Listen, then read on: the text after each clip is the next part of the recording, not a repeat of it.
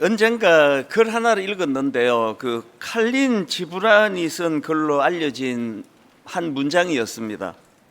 나는 태어날 때부터 심장에 화살을 꽂고 태어난 것 같다. 빼려고 해도 아프고 가만히 두어도 아프다. 오래전에 제가 발견하고 옮겨 적어 놓은 문장인데요. 요즘도 제가 간혹 이 문장을 되낼 때가 있습니다. 어떤 데인가 하면은 너무나 지금 어려운 어떤 인생의 터널을 지나면서 눈물 없이는 들을 수 없는 아픈 사연을 가진 성도님을 상담해 드릴 때가 있습니다. 1시간 그렇게 대화를 주고받고 나면 어떨 땐 그게 저에게 그 아픔이 저에게 전이가 됩니다. 그러면 하루 종일 우울하고 또 그분에게 아무것도 해줄 수 없는 목회자로서의 어떤 무기력함, 이런 것들이 느껴질 때 불쑥이제 제가 이 문장이 떠오를 때가 있습니다. 나는 태어날 때부터 심장에 화살을 꽂고 태어난 것 같다. 빼려고 해도 아프고 가만히 두어도 아프다. 그리고 또 언제 이 문장이 떠오르는가 하면은 요즘 교회가 비난을 많이 당하고 있지 않습니까? 간혹 TV 시사 프로그램 같은 데 보면은 어떤 교회가 고발을 당하고 어떤 목회자가 고발을 당하고 그걸 막 한 시간 너무 가슴 아픈 이런 프로그램을 보고 나면 정말 제 마음이 아파요. 우리 교회 얘기가 아니고 제 얘기가 아닌데 그게 꼭 저에 대한 이야기, 우리 교회에 대한 이야기인 것처럼 마음이 아픕니다. 그러면 그게 한 며칠 가는 것 같아요. 그럴 때 이 문장이 자꾸 되뇌어지는 거죠. 나는 태어날 때부터 심장에 화살을 꽂고 태어난 것 같다. 빼려고 해도 아프고 가만히 두어도 아프다. 그래서 저는 우리 후배 목사님들한테 종종 그런 얘기합니다. 오늘 우리 시대 목회자들의 코드는 고뇌다, 고뇌. 교회가 크다고 고뇌가 없으시면 그건 완전 타락한 거다. 어떤 상황이든 목회자가 가져야 될 코드는 고뇌. 이 고뇌가 항상 우리 내면에 머물러 있는 것이 정상이다. 제가 왜 이런 생각을 하게 됐냐 하니까요. 제가 오스왈드 챔버스가 한 말 하나를 또 제가 메모를 해놓은 게 있거든요. 그가 이렇게 말했습니다. 아픈 마음 때문에 이 세상에 하나님의 목적이 이루어진다면 하나님이 당신의 마음을 아프게 하신 것에 감사하라. 아픈 마음 때문에 이 세상에 하나님의 목적이 이루어진다면 하나님이 당신의 마음을 아프게 하신 것에 감사하라. 여러분은 아프잖아요. 인생은 아픈 거예요. 아파서 인생인데요. 그럼 어떤 종류로 아프세요? 당연히 내 문제죠. 내 자식 문제죠. 당연히 나의 어떤 결핍의 문제죠. 어떤 건강의 문제죠. 그걸 누가 탓하겠습니까만 내 근심과 슬픔이 그것으로 전부를 채운다고 한다면 그건 절대로 건강한 상태가 아닙니다. 오늘 우리 시대에 하나님의 이름이 조롱을 당하는 이 시대를 아파해야 되거든요. 교회가 힘을 잃고 무기력한 거 그거 진짜 아파해야 되거든요. 왜 목사가 저 모양이냐고 비난하는 그거 당연히 감수해야 될 문제지만 그 비난이 화풀이가 아니라 그런 상황을 아파하는 마음, 이것이 오스왈드 챔버스가 한 말 아닙니까? 아픈 마음 때문에 이 세상에 하나님의 목적이 이루어진다면 하나님이 당신의 마음을 아프게 하신 것에 감사하라. 그래서 저는 오래전에 읽었던 이 두 문장을 지금도 간혹 묵상을 하고 되뇌면서 하나님께 기도합니다. 하나님, 제 가슴에 화살이 하나 꽂혀 있는 것 같은 목회적인 아픔이 있는데 아버지, 이런 저의 아픔이 하나님을 더욱 의지하고 하나님께 더욱 매달리는 재료가 되고 도구가 되게 해주시기 원합니다. 왜 아픕니까? 왜 아픈 성도들을 상담하고 나면 그것이 저에게 전이가 됩니까? 저는 그분에게 해줄 게 아무것도 없는 무능한 인간 지도자이기 때문이거든요. 그래서 하나님을 더 의지하고 하나님, 이 오스왈드 챔버스가 말한 제가 가진 이 아픔 때문에 그게 하나님의 영광, 하나님의 목적을 이루는 재료가 된다면 이 아픔조차도 하나님께 감사하기를 원합니다. 이게 이 시대를 살아가는 그래도 믿음이 좀 있다고 하는 저와 여러분 모두의 이 고뇌이고 이것이 또 숙제라고 생각을 합니다. 제가 이런 마음을 가지고 오늘 본문 말씀을 쭉 묵상을 하다가 보니까요, 오늘 본문의 상황과 우리 시대의 교회와 성도들의 상황에서 공통점이 하나 있는 겁니다. 그게 뭐냐 하니까 모두가 다 지금 위기를 맞은 거예요. 내우외환의 위기, 안팎의 위기. 지금 이 우리 현실을 한번 보십시오. 지금 이 외부에서 얼마나 무섭게 교회와 우리들을 공격합니까? 너무나 우리가 어릴 때부터 확신하고 있었던 기독교 가치관을 끊임없이 무너뜨리고 있는 거거든요. 우리가 지키고 있었던 이 가치관이 그거 다 쓸데없는 거다. 그러면서 이 세속의 이 오염된 문화, 물질 만능주의, 뭐 돈만 있으면 되는 거지, 성공주의, 교회 키우는 게 제일 중요한 거 아니냐? 네 아들이 뭐 어떻게 공부를 했든지 간에 좋은 대학 들어가는 게 중요한 거 아니냐? 이런 가치관이 끊임없이 우리를 엄습하고 있는 현실 아닙니까? 뿐만 아니라 동성애를 위시해서 지금 이 성적인 혼란, 타락, 이게 지금 우리 모두를 다 혼란하게 만듭니다. TV를 볼 때마다 저는 깜짝깜짝 놀라요.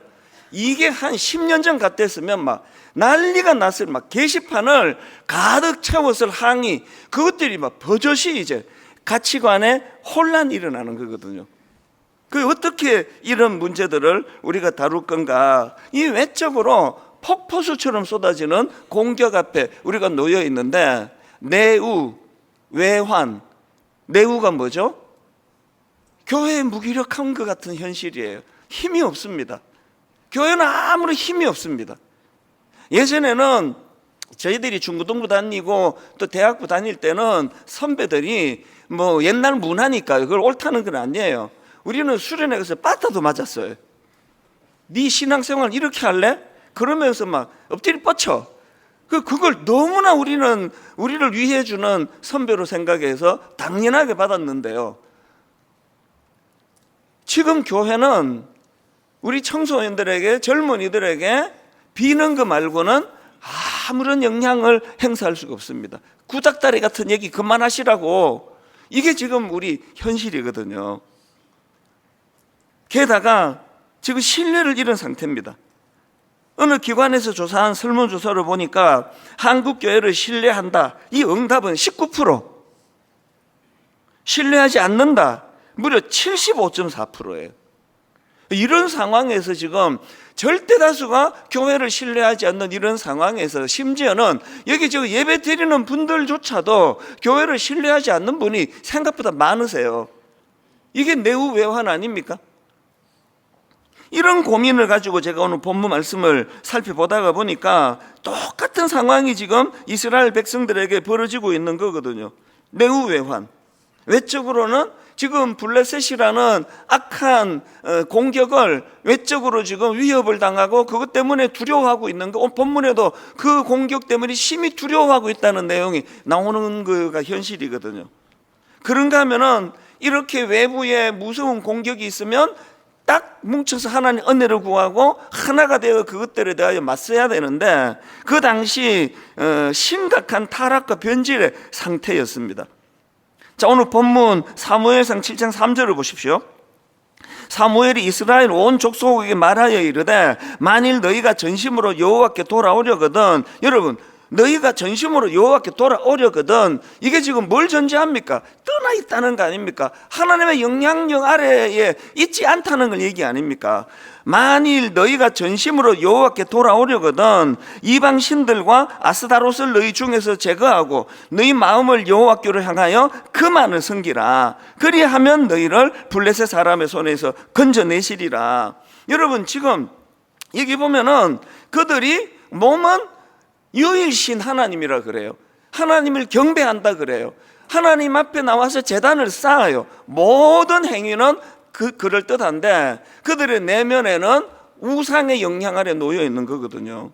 우상 숭배와 세속화의 영향 아래 놓여 있다 보니까 그야말로 이 내우 외환, 외부의 그 무서운 블레셋이라는 악한 존재에 대하여 전혀 힘을 쓰지 못하는 무기력한 상태에 빠져 있다는 거거든요. 특히 제가 심각하다고 생각했던 게, 그리고 이게 어쩜 오늘 우리 한국교회와 우리 모든 성도들의 문제라고 생각하는 게 뭐냐 하니까 이게 영향력의 문제예요. 3절 앞부분을 보면 사무엘이 이런 지적을 합니다. 사무엘이 이스라엘 온 족속에게 말하여 이르되 만일 너희가 전심으로 여호와께 돌아오려거든 이방 신들과 아스다롯을 너희 중에서 제거하고, 여기 나오는 이 아스다롯은요, 그 가나안 사람들이 섬기던 바알신의 아내예요. 그 신들도 또 부부가 있나 봐요.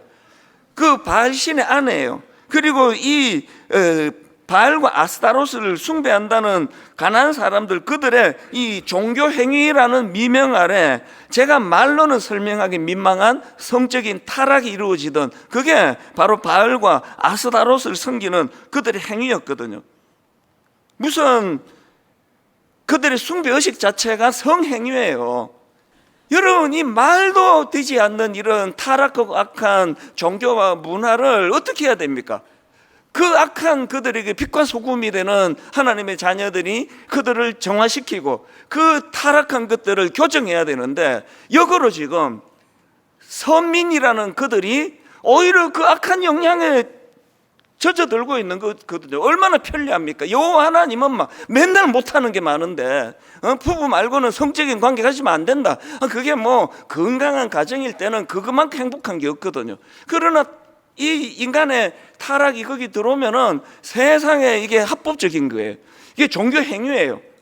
마음껏 그런 성적인 타락을 그 종교 행위라는 미명으로 그렇게 자행하고 있는 그 모습을 보고 선민들이 이거 다 따라가고 있는 거, 여러분 너무 심하게 제가 말을 하는 게 아니기를 바랍니다만, 오늘 우리의 모습 중에 이런 거 없습니까? 우리가 스며드는 어떤 직장에, 우리가 스며드는 캠퍼스에, 우리가 접하는 그 무엇에 이 악한, 이 말도 되지도 않는 극심한 지금 우리나라도 성적인 타락의 상태 아닙니까?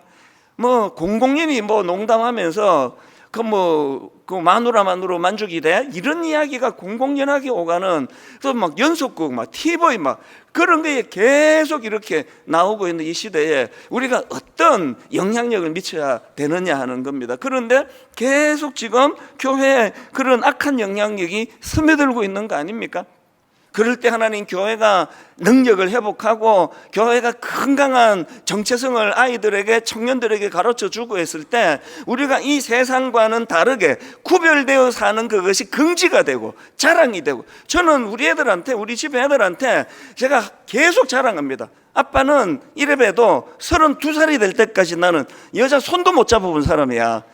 진짜 그런 걸 자랑해요. 나는 뽀뽀 그런 거 내가 32살이 될 때까지 해본 적이 없어. 에이, 맨날 손잡고 그랬잖아요. 그 수련회 가가지고 그냥 기도할 때 잡는 거지.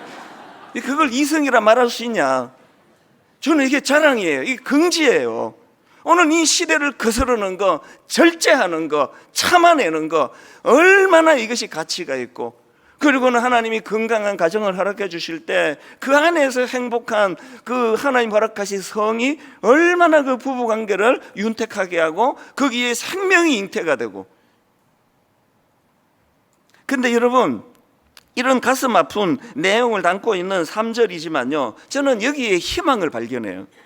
자, 3절을 다시 보십시오. 사무엘이 이스라엘 온 족속에게 말하여 이르되 만일 너희가 전심으로 여호와께 돌아오려거든, 여기 나오는 돌아오려거든, 이게 히브리어로 슈브라는 단어 어근에서 나온 말이라 그러더라고요.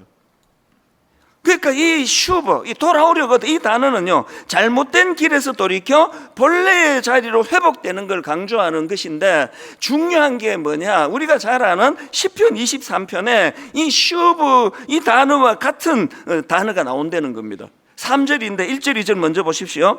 여호와는 나의 목자시니 내게 부족함이 없으리로다. 그가 나를 푸른 풀밭에 누이시며 쉴 만한 물가로 인도하시는도다. 그리고는 3절, 내 영혼을 소생시키시고, 여기 소생시키시고, 이게 오늘 본문 3절에 돌아오려거든과 같은 어근 슈브에서 나온 말이라는 겁니다. 뭘 의미합니까? 왜 여호와가 나의 목자가 되십니까? 왜 목자 되신 여호와를 내가 의지할 때 어떤 상황에 놓여 있던 나는 부족함이 없는 인생이 되는 겁니까? 그분은 우리를 슈업으로 인도해 주시는 분이에요. 항상 그분을 의지하면 그분께서는 우리를 소생시켜 주시는 분이기 때문이에요. 그렇기 때문에 어떤 상황이라도 희망은 절대로 사라지지 않습니다.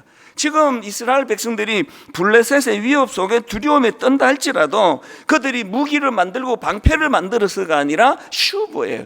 우리가 하나님을 잊었구나, 우리가 여호와 하나님께 돌아가면 하나님은 우리를 소생시켜 주신다.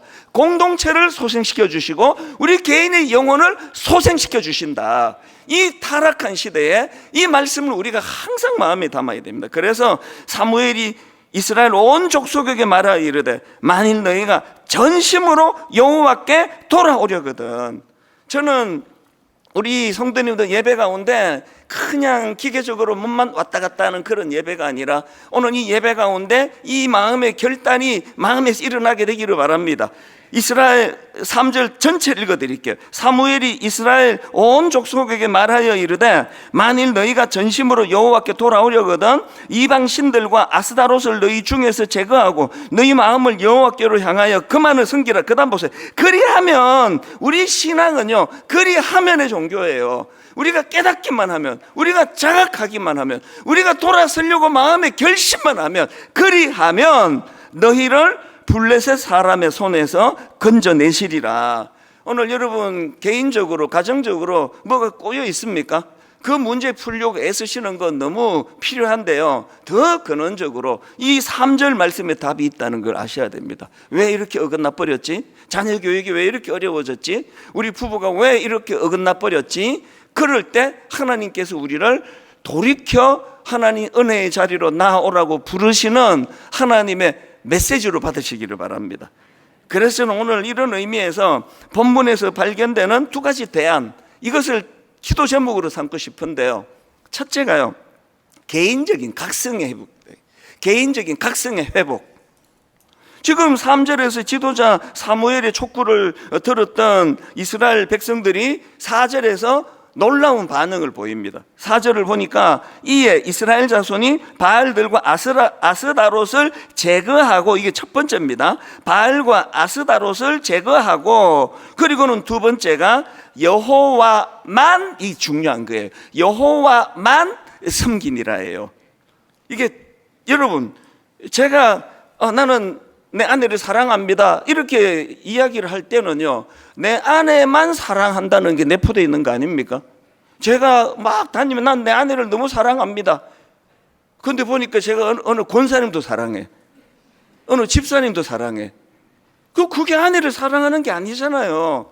나는 아내를 사랑합니다 할 때는 나는 내 아내만 사랑합니다라는 전제가 들어있는 것 똑같습니다. 나는 예수 믿습니다, 이 말은요 나는 예수님만 믿습니다예요. 나는 예수님을 사랑합니다, 나는 영적으로 예수님만 사랑합니다예요. 지금 이 이스라엘 백성들이 범하고 있는 어리석음이 뭐예요? 그들은 여호와를 사랑합니다. 그리고 피를 주관하는 그 아스다롯, 또 바알 신도 사랑합니다. 성적으로 어떤 쾌락에 충동이 일어날 때는 그것을 허용하는 바알 신을 사랑합니다. 그리고는 또 필요하면 기도라는 도구를 통해서 하나님도 의지하고 사랑합니다. 그건 하나님을 사랑하는 게 아니라는 거예요. 여기에 나와 있는 중요한 전제가, 여러분 우리의 영적인 각성과 회복은요 제거하는 거예요. 제거하는 거. 제거하는 게 신앙생활입니다. 뭘 제거합니까? 에베소서 4장 22절을 보십시오. 너희는 유혹의 욕심을 따라 썩어져가는 구습을 따르는 옛사람을 벗어버리고, 이게 먼저거든요. 구습을 따르는 옛사람을 벗어버리고 오직 너희의 심령이 새롭게 되어 하나님을 따라 의와 진리의 거룩함으로 지으심을 받은 새 사람을 입어라. 아무리 새 사람을 나는 입었다 그렇게 간증을 하고 다닌다 하더라도요, 내가 여전히 이 제거하는 거, 바알들과 아스다롯을 제거하고가 없다면은 그거는 새 사람은 입은 게 아니라는 겁니다. 골로새서 3장 5절을 보십시오.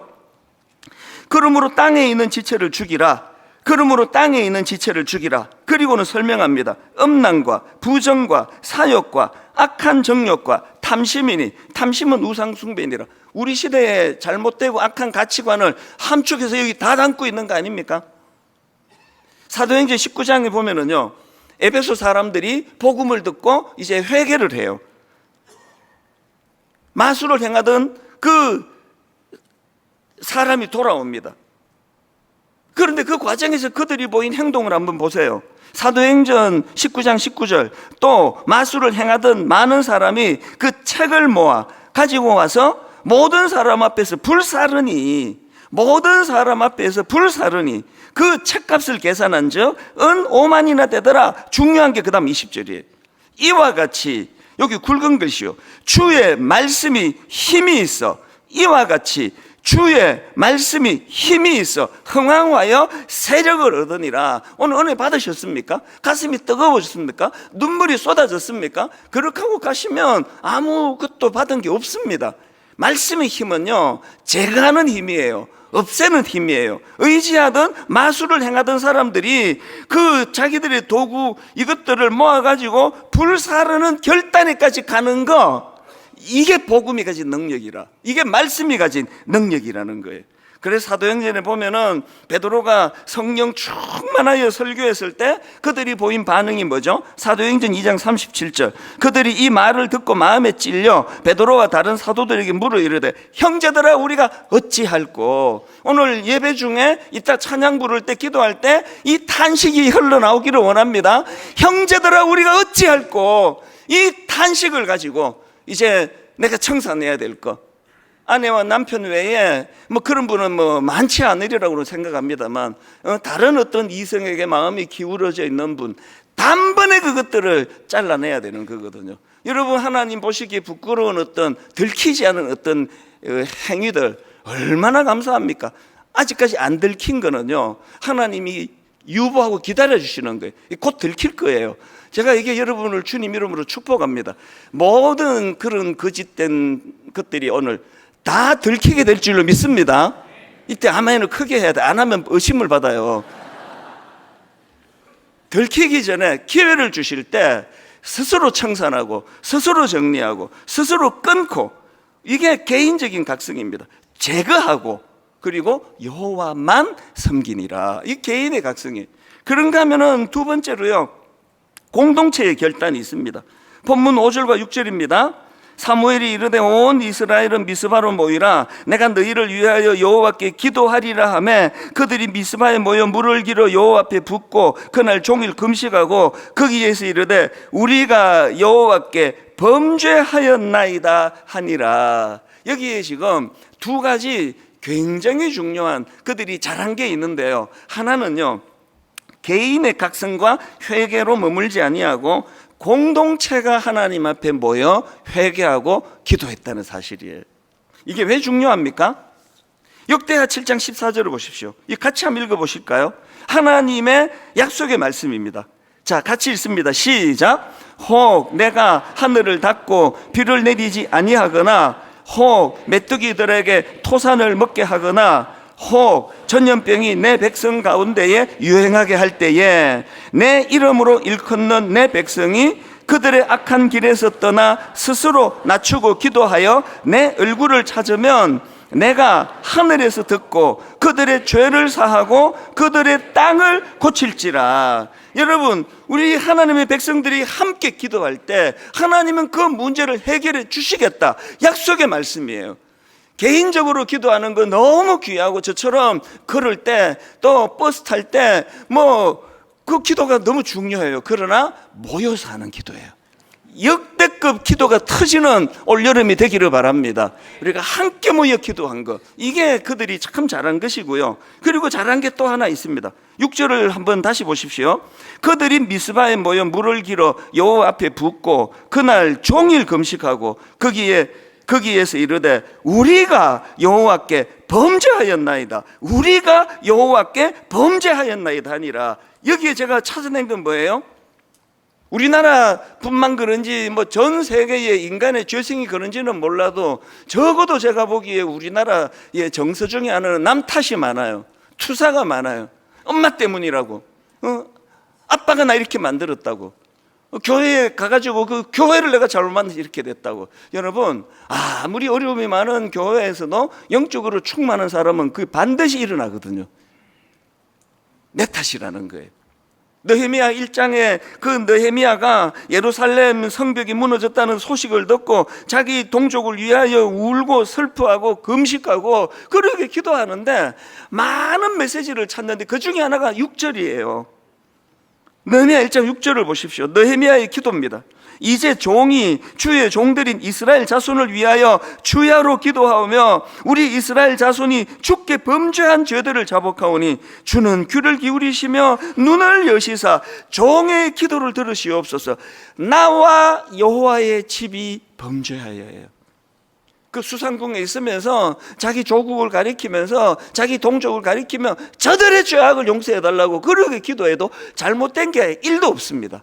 그런데 나와 내 아버지의 집이 범죄하여예요. 이제 우리는요, 이 시대의 아픔을 놓고 기도해야 돼요. 어쩔 수 없이 우리는 우리 자신의 문제가 크다 보니까 우리 개인에게 함몰되어 기도할 때가 많습니다. 여러분, 하나님 앞에 그래서 의식적으로 앞부분은 이 교회를 위하여, 이 민족을 위하여, 이 시대의 타락을 하나님 불쌍히 여겨달라고 먼저 이 중요한 기도를 하고, 그리고 우리 개인 기도로 들어가는 습관이 우리 안에 일어나게 되기를 바랍니다. 이 시대를 방치할 수가 없습니다. 이 동성애 문제, 성적인 타락 문제, 가정의 붕괴 문제, 수많은 젊은이들이 여기에 놀아나서 피눈물을 흘리며 저에게 편지를 보내와요. 목사님, 교회 안에서 제가 성적인 죄를 짓고 임신을 했습니다. 어떻게 하면 좋을지 모르겠습니다. 억장이 무너지는 이런 이메일이 와요. 그런 편지가 와요. 이걸 어떻게 우리가 기도하지 않겠습니까? 교회 안에서 일어나는 일이라고 하는데, 하나님, 이제는 저는 어쩔 수 없이 내 문제에 우리는 매몰되기 쉬운데, 그래서 먼저 육신을 쳐서 이 시대와 민족 또 우리 젊은이들을 위한 기도를 의도적으로 먼저 드리고 나라를 위하여 먼저 기도하고, 그리고 내 기도가 들어가는 이것이 내 기도의 변화가 되기를 원합니다. 결론을 저는 로마서 12장 2절로 맺습니다. 너희는 이 세대를 본받지 말고 오직 마음을 새롭게 함으로 변화를 받아 하나님의 선하시고 기뻐하시고 온전하신 뜻이 무엇인지 분별하도록 하라. 이것을 마음으로 결단하고 각오하고 다짐하고 없앨 거 없애고 악한 우상을 떨쳐내고 새로운 하나님의 은혜로 들어가겠다 결단하는 믿음의 성도님들 되시기 바랍니다.